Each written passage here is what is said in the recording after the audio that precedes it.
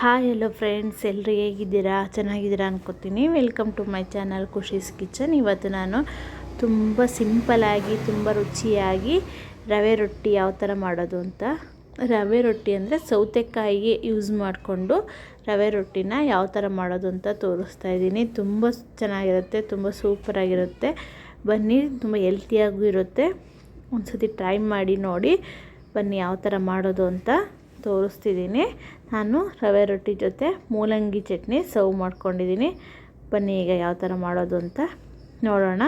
ಫಸ್ಟಿಗೆ ನೋಡಿ, ನಾನೊಂದು ಸೌತೆಕಾಯಿನ ತೊಗೊಂಡಿದ್ದೀನಿ. ಇದನ್ನು ಸಿಪ್ಪೆ ಹರ್ಕೊಂಡು ತುರ್ಕೋಬೇಕು.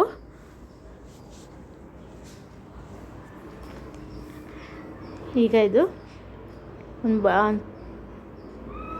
ಒಂದು ಪಾತ್ರೆ ಇಟ್ಕೊಂಡು ಅದಕ್ಕೆ ನಾನು ತುರಿದಿದ್ದಂತಹ ಸೌತೆಕಾಯಿ, ಒಂದು ಸೌತೆಕಾಯಿ ಫುಲ್ ತುರ್ಕೊಂಡಿದ್ದೀನಿ.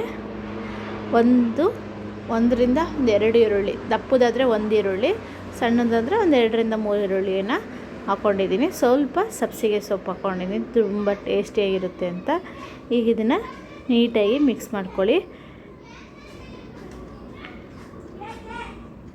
ಸೌತೆಕಾಯಿ ಮತ್ತು ಈರುಳ್ಳಿರೋ ನೀರಂತಹ ನೀರಿನ ಅಂಶ ನೋಡಿ, ಎಷ್ಟು ನೀರಿದೆ. ಅದಕ್ಕೆ ನಾವು ನೀರು ಹಾಕೋದೇ ಬೇಕಾಗಿಲ್ಲ, ಇದರಲ್ಲೇ ನೀರಿರುತ್ತೆ. ಇದಕ್ಕೆ ನೋಡಿ, ನಾನು ಅಂದರೆ ಉಪ್ಪಿಟ್ಟು ರವೆನೇ ತೊಗೊಂಡಿದ್ದೀನಿ, ಮೀಡಿಯಮ್ ರವೆ ಬರುತ್ತಲ್ಲ ಅದನ್ನೇ. ಈಗ ಇದನ್ನು ನೀಟಾಗಿ ಮಿಕ್ಸ್ ಮಾಡ್ಕೊಳ್ಳಿ.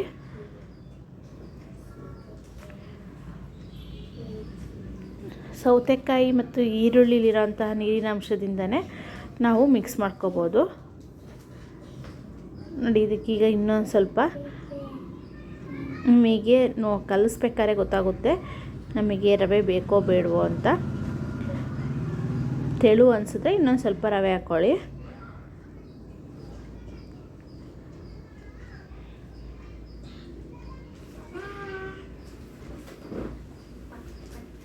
ಈಗ ನೋಡಿ, ನಾನು ಇನ್ನೊಂದು ಸ್ವಲ್ಪ ರವೆ ಹಾಕ್ಕೋತಾ ಇದ್ದೀನಿ. ಏಕೆಂದರೆ ಸ್ವಲ್ಪ ತೆಳುವಾಗಿದೆ ಅನ್ನಿಸ್ತು, ಅದಕ್ಕೆ ಹಾಕ್ಕೋತಾ ಇದ್ದೀನಿ.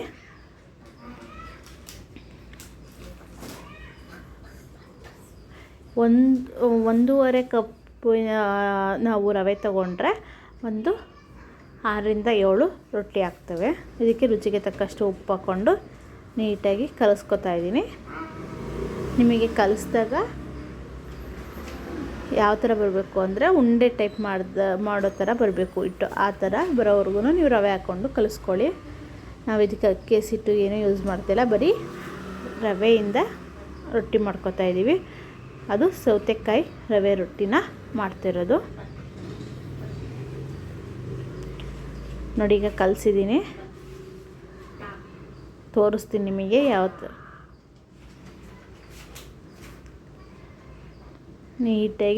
ನಾವು ನೀಟಾಗಿ ಕಲಿಸ್ಕೊತಾನೆ ಅದು ಸ್ಮೂತ್ ಆಗ್ತಾ ಬರುತ್ತೆ, ತುಂಬ ಚೆನ್ನಾಗಿ.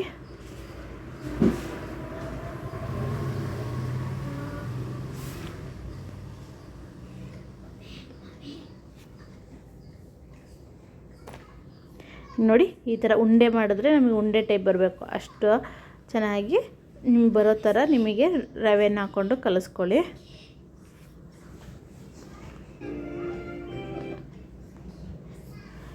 ಈಗ ಒಂದು 5ರಿಂದ 10 ನಿಮಿಷ ಬಿಟ್ಟರೆ ಚೆನ್ನಾಗಿ ಅದು ಮಿಶ್ರಣ ಅಂದರೆ ತುಂಬ ನೆಂದು ರವೆ ಸ್ವಲ್ಪ ನೀರಲ್ಲಿ ಹಾಕಿದ್ರೆ ಹಳ್ಳುತ್ತೆ, ಆ ಥರ ಹಳ್ಕೊಂಡಿರುತ್ತೆ, ತುಂಬ ಚೆನ್ನಾಗುತ್ತೆ.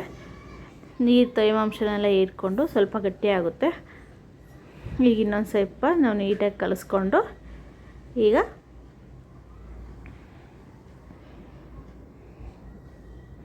ನೋಡಿ, ಇಷ್ಟು ದಪ್ಪ ನಮಗೆ ಸಾಕು. ಒಂದು ಉಂಡೆ ತಗೊಂಡು ತೊಟ್ಕೊಳ್ಳೋಣ ನೋಡಿ. ನಮಗೆ ಉಂಡೆ ಮಾಡಲಿಕ್ಕೆ ಬರೋ ಥರ ನಾವು ಕಲಿಸ್ಕೊಂಡು ಇಟ್ಕೋಬೇಕು. ಈಗ ನಾನು ಇದಕ್ಕೆ ಬಟರ್ ಪೇಪರ್ ತೊಗೊಂಡಿದ್ದೀನಿ. ಫಸ್ಟ್ ಇದಕ್ಕೆ ನೀರು ಅಥವಾ ಆಯಿಲ್ ಯಾವುದಾದ್ರೂ ನಾವು ಹಾಕ್ಕೋಬೋದು. ನಾನು ಸ್ವಲ್ಪ ಆಯಿಲ್ ಹಾಕ್ಕೊಳ್ತಾ ಇದ್ದೀನಿ. ಈಗ ನಾವು ಕಲಸಿಟ್ಟಿದ್ದಂಥ ಉಂಡೆ ರವೆ ಮಿಶ್ರಣನ ಈಗ ತಗೊಂಡು ನೀಟಾಗಿ ನಿಮಗೆ ಎಷ್ಟು ತೆಳುವು ಬೇಕೋ ಅಷ್ಟು ತೆಳುವಾಗಿ ತೊಟ್ಕೋಬೋದು, ತುಂಬ ಚೆನ್ನಾಗಿ ಬರುತ್ತೆ. ನಾವು ಯಾವ ಥರ ತೊಡ್ತೀವೋ ಆ ಥರನೇ ಬರುತ್ತೆ, ಸ್ವಲ್ಪನೂ ಅರಿಯಲ್ಲ, ಏನಾಗಲ್ಲ, ತುಂಬ ಚೆನ್ನಾಗಿ ಬರುತ್ತೆ. ನಿಮ್ಗೆ ಬೇಕು ಅಂದರೆ ಸ್ವಲ್ಪ ಕೈ ನೀರು ಅಜ್ಜಿ ತೊಟ್ಕೊಳ್ಳಿ. ನೋಡಿ ಎಷ್ಟು ತೆಳು ಬರ್ತಿದೆ ಅಂತ. ನಿಮಗೆ ಎಷ್ಟು ತೆಳು ಬೇಕು ಅನಿಸುತ್ತೋ ಅಷ್ಟು ತೆಳು ಬರುತ್ತೆ.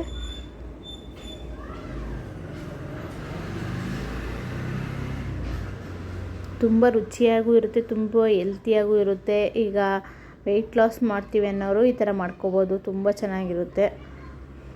ಈಗ ಮಕ್ಕಳಿಗೂ ಈ ಥರ ಮಾಡಿಕೊಟ್ರೆ ಅವರು ತುಂಬ ಇಷ್ಟಪಟ್ಟು ತಿಂತಾರೆ.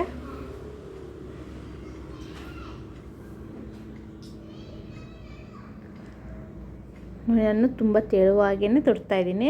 ತುಂಬ ತೆಳುವಾಗಿ ತೊಟ್ಟರೆ ಸ್ವಲ್ಪ ಕ್ರಿಸ್ಪಿಯಾಗಿ ಚೆನ್ನಾಗಿ ತಿನ್ನೋಕ್ಕೆ ಇಷ್ಟಪಡ್ತಾರೆ ಮಕ್ಕಳು. ಅದಕ್ಕೆ ನಾನು ತುಂಬ ತೆಳುವಾಗಿ ತೊಡ್ತಾಯಿದ್ದೀನಿ. ಅಂದರೆ ನಿಮಗೆ ಕೈಗೆ ಸ್ವಲ್ಪ ಅಂಟುತ್ತೆ ಅಂದಾಗ ನೀರು ಹಾಕ್ಕೊಂಡು ತೊಟ್ಟಿ. ಈಗ ಫುಲ್ಲು ತೊಟ್ಕೊಂಡಿದ್ದಾಗಿದೆ. ನೋಡಿ ಯಾವ ಥರ ಬಂದಿದೆ ತೋರಿಸ್ತಿದ್ದೀನಿ ನಾನು ನಿಮಗೆ. ತುಂಬ ಚೆನ್ನಾಗಿ ಬಂದಿರುತ್ತೆ. ಈಗ ಕಾವಲಿನ ಕಾಯಕ್ಕಿಟ್ಟಿದ್ದೀನಿ. ಹಂಚು ಬಿಸಿ ಮಾಡೋಕ್ಕಿಟ್ಟು ಸ್ವಲ್ಪ ಉರಿ ಅಂದರೆ ಹಾಕಬೇಕಾದ್ರೆ ಸ್ವಲ್ಪ ಕಡಿಮೆ ಉರಿ ಮಾಡಿ ಹಾಕಿ. ನಾನು ಇಲ್ಲಿ ಹಾಕಬೇಕಾದ್ರೆ ಸ್ವಲ್ಪ ಪೇಪರು ಮುಡ್ಚ್ಕೊಬಿಡ್ತು. ಒಂದು 5 ನಿಮಿಷ ಹಿಂಗೆ ತೊಟ್ಟಿ ಪೇಪರ್ನ ಎಳೆದ್ರೆ ಸಾಕು, ನೀಟಾಗಿ ಬರುತ್ತೆ.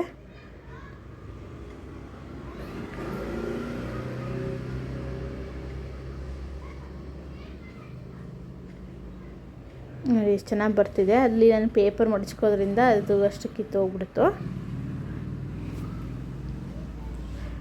ಈಗ ಒಂದು 5 ನಿಮಿಷ ಅದನ್ನು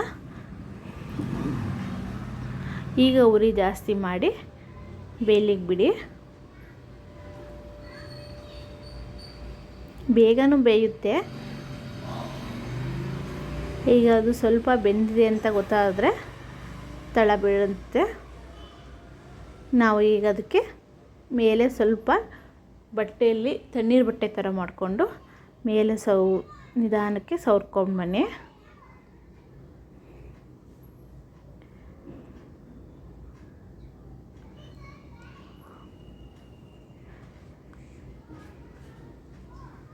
ಈಗ ಇನ್ನೊಂದು ಸೈಡು ಮಡಚ್ಕೊಳ್ಳೋಣ. ನೋಡಿ ಎಷ್ಟು ಚೆನ್ನಾಗಿ ಬಂದಿದೆ ಅಂತ.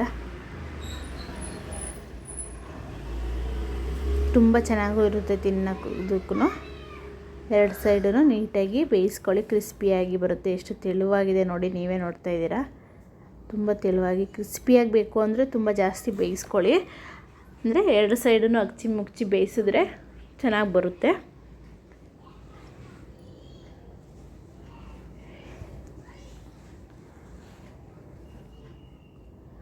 ನೋಡಿ ಚೆನ್ನಾಗಿ ಬಂದಿದೆ. ತುಂಬ ಕ್ರಿಸ್ಪಿಯಾಗೂ ತುಂಬ ತಿನ್ನೋದಕ್ಕೆ ಅಂತೂ ತುಂಬ ರುಚಿಯಾಗಿರುತ್ತೆ. ಒಂದ್ಸತಿ ಟ್ರೈ ಮಾಡಿ ನನಗೆ ಕಮೆಂಟ್ ಮಾಡಿ ಹೇಳಿ ಯಾವ ಥರ ಬಂದಿದೆ ಅಂತ. ಈಗ ಆಗಿದೆ. ಈಗ ಇನ್ನೊಂದನ್ನು ಹಾಕೋತೀನಿ. ಸ್ವಲ್ಪ ಒಂದು ಆಗಿದ ತಕ್ಷಣ ಇನ್ನೊಂದು ಹಾಕ್ಬೇಕಾದ್ರೆ ಸ್ವಲ್ಪ ಉರಿ ಕಡಿಮೆ ಇಟ್ಕೊಳ್ಳಿ.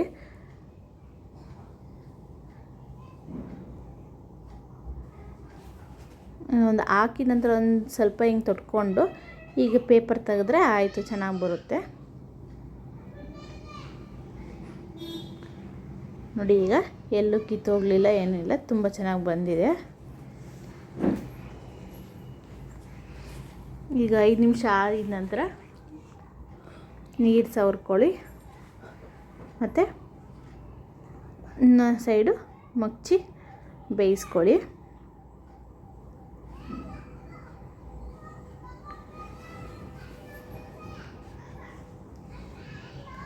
ತುಂಬ ಚೆನ್ನಾಗಿರುತ್ತೆ ಟೇಸ್ಟು. ಒಂದು ಸತಿ ಟ್ರೈ ಮಾಡಿ ನೋಡಿ.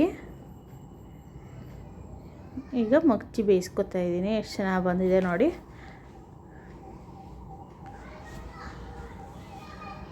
ನೀವೇ ಒಂದು ಸತಿ ಟ್ರೈ ಮಾಡಿ ನೋಡಿ, ಹೇಳಿ ಯಾವ ಥರ ಬಂದಿದೆ ಅಂತ. ಇನ್ನೂ ಯಾರು ನನ್ನ ಚಾನಲ್ನ ಸಬ್ಸ್ಕ್ರೈಬ್ ಮಾಡಿಲ್ಲ ಅಂದರೆ ಪ್ಲೀಸ್ ಸಬ್ಸ್ಕ್ರೈಬ್ ಮಾಡಿ, ಲೈಕ್ ಮಾಡಿ, ಶೇರ್ ಮಾಡಿ, ಕಮೆಂಟ್ ಮಾಡಿ, ಹಾಗೆ ಪ್ಲೀಸ್ ಸಪೋರ್ಟ್ ಮಾಡಿ. ಎಲ್ಲರೂ ದಯವಿಟ್ಟು ಫುಲ್ ವೀಡಿಯೋನ ವಾಚ್ ಮಾಡಿ. ನೋಡಿ ನಾನೊಂದು ಸ್ವಲ್ಪ ಕ್ರಿಸ್ಪಿಯಾಗಿ ಬೇಯಿಸ್ಕೊತಿರೋದ್ರಿಂದ 2 ಸೈಡೂ ಅಗ್ಚಿ ಮುಗ್ಚಿ ಬೇಯಿಸ್ತಾ ಇದ್ದೀನಿ.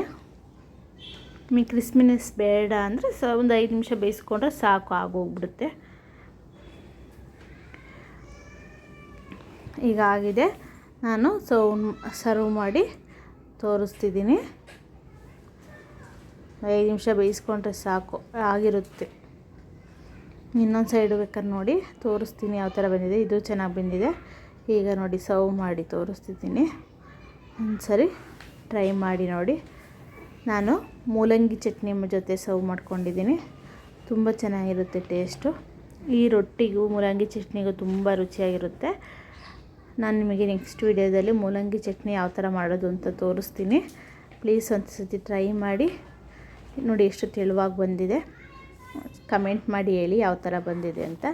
ಪ್ಲೀಸ್ ನನ್ನ ಚಾನಲ್ನ ಸಪೋರ್ಟ್ ಮಾಡಿ, ಲೈಕ್ ಮಾಡಿ, ಶೇರ್ ಮಾಡಿ, ಸಬ್ಸ್ಕ್ರೈಬ್ ಆಗಿ. Thank you so much.